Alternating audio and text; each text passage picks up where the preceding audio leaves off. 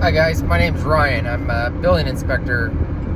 I just wanted to create a video here to see that how it's gonna go, how this takes off, how many people like this kind of information. So I'm a building inspector. I'm a fully certified residential combo building inspector. I do everything from housing tracts to mom and pops is what we call them out here in Southern California. Swimming pools, solars, lots of solars, all different types of inspections like that. I'm a licensed general contractor. I have a C20 license and a B license, so I have a heating and air conditioning license also. But I know there's a lot of confusion about it. There's a lot of people wondering how do we get into that? Is it worth it? For me, coming from the general contractor standpoint, I know a lot of you guys are in the same boat. Tired of chasing money. As a general contractor, you're always chasing money. You're always waiting for someone to pay. You have work this week and not next week. You have work this month, not next month. That's where I'm very fortunate to be where I'm at now, having a steady paycheck. I don't like working for other people. I never have. Every time I had a job that I worked for somebody else, I hated it. One nice thing about being a building inspector is you're out on your own. You're out on your own for 6 of the 8 hours. Normally, what we do is about an hour in the morning in the office. Then we're out in the field, and then about an hour in the office when you're done, and that's it.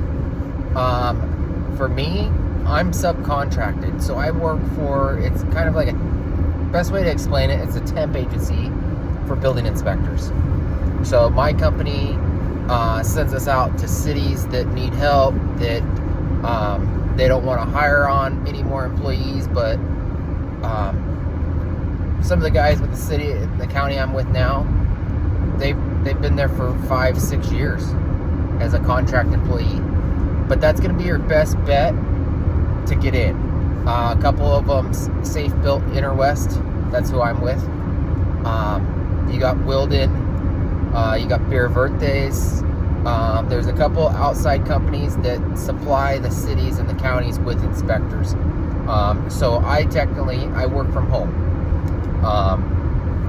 Get up in the morning, I get my route, I route myself to where I'm going to go out, do my inspections, head home, do my timesheets, and that's it. I'm done.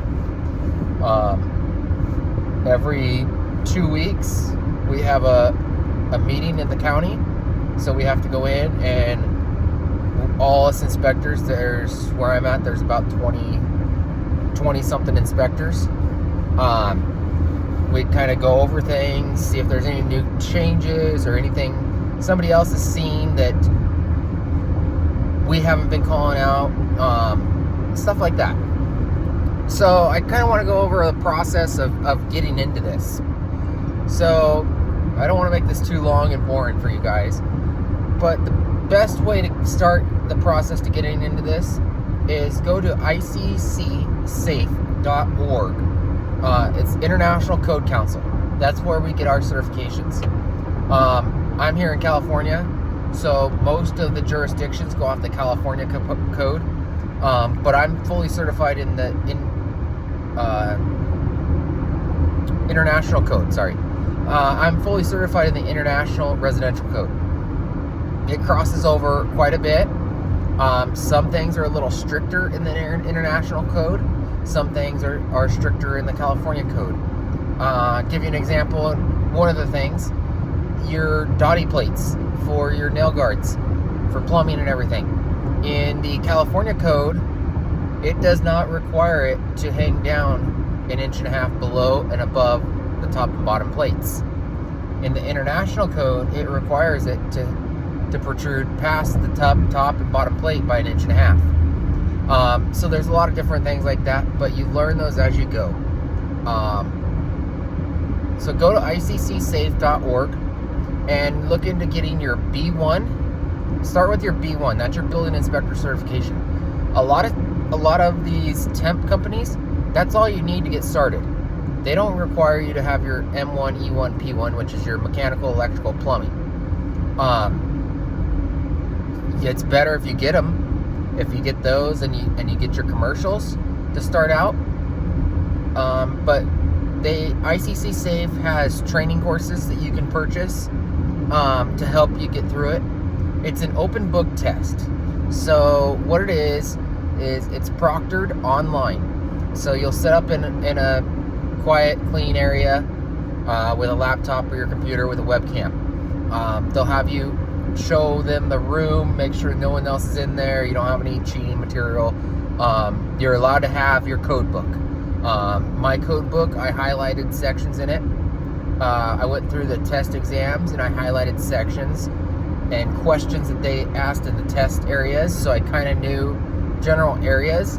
The other thing is fast tabs. Fast tabs are very beneficial. They're tabs that go on the outside of the book to tell you kind of what section is what.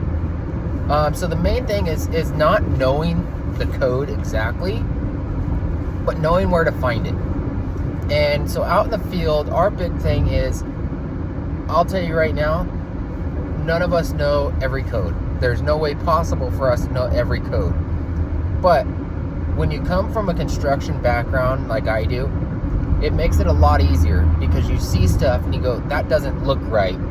Let's see what it is. And the other big thing is reading plans. Reading plans is huge. There's a lot of information in plans. You won't get everything from the plans, but 90% of all the codes are in the plans.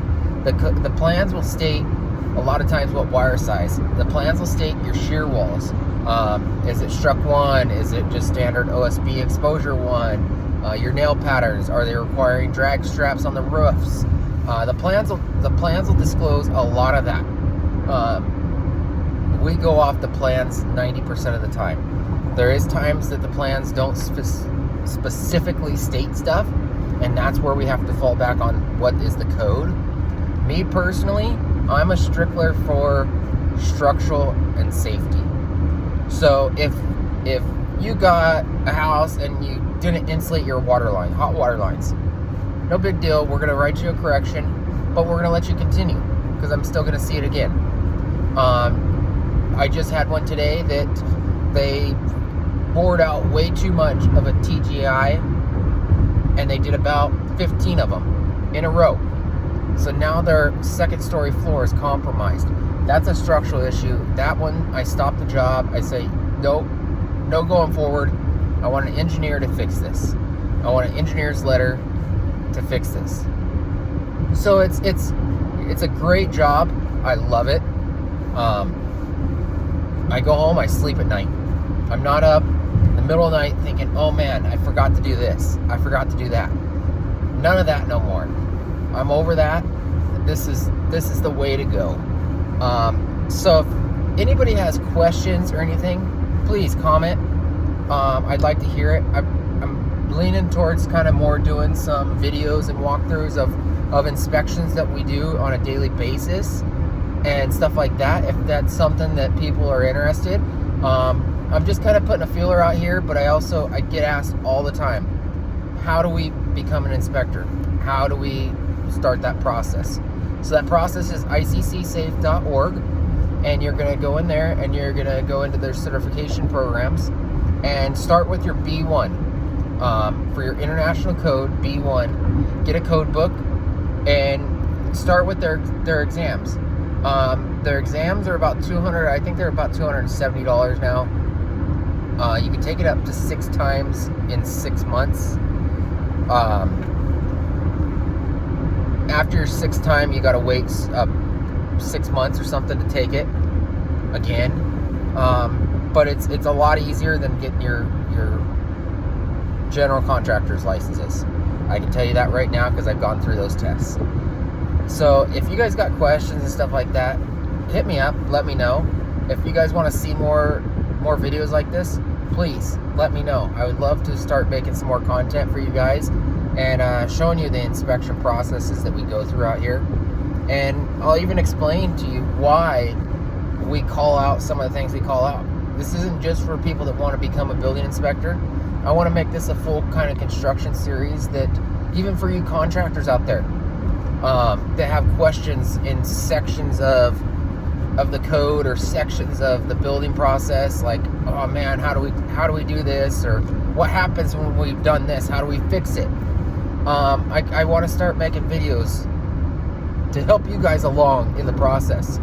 So if you guys like this, please like, comment, subscribe, and see how it goes. This is going to be one of the first ones out, so if you guys got questions, let me know. I'm here to help. I'm not one of those guys that's, nah, you're going to push me out of work. No, there's plenty of work out here for us. There is tons of construction going on right now. One of the biggest things right now is housing tracts, development tracts. Those are some of our easiest inspections. We're more of a babysitter out here for those. Those guys know what they're doing. They know the code. And we're more of a babysitter to make sure that they're not trying to cheat their way through. But like I tell all the contractors that I meet up with and I go to, I'm not here to be a pain in your butt. I'm here as a public servant. I'm here to help guide you through the process. If you make a mistake, oh well. I'm here to help guide you through to fix it and make it correct. I'm not here to just be a pure jerk, but there are some jobs that you have to. You have to be a pure jerk because people don't listen to you or they don't want to listen to you. But those that, I'd rather you call me and ask me a question than me come out and fail you and you go, oh, I didn't know about that, or no, it's not right.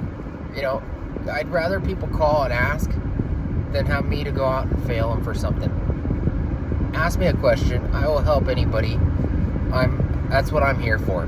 You know, as a building inspector, we're not here just to be a pain in your butt. We're here to make sure it's safe. Our job is life and safety. So that's our main priority. So if you guys have any other questions or need me to make another video of exactly the process is to walk you through, or if you guys want to see more videos of a daily basis, different types of inspections we do, different code violations we run into, reach out. I'm in Southern California. I did a lot of research when I became an inspector, and there's not a lot out there in our area in Southern California that do this. So I'm looking into it. Let me know what you guys think. You guys have a great day, and we'll see you next time.